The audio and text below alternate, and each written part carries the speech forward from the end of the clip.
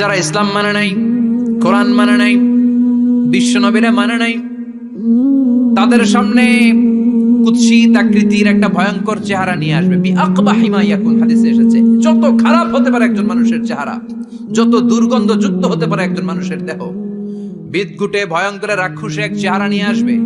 মুমিনের সামনে এসে যেমনি ভদ্রভাবে বসে যায়, সে এরকম আসবে না, সে ত্রাস সৃষ্টি করবে। ডাকাত যখন আপনার অ্যাটাক করে এমন ত্রাস সৃষ্টি করবে, কোপ মেরে আঘাত করে আপনি ভয়ে সব দিয়ে দিবেন।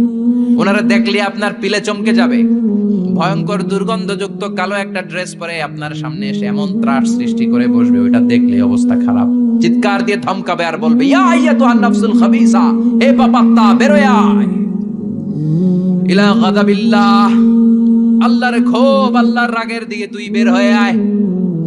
মুমিনের আত্মাটা যেমনি স্মুথলি বের হয়ে এসেছে, কাফেরের আত্মাটা বলার সাথে সাথে বেরোতে চাইবে না।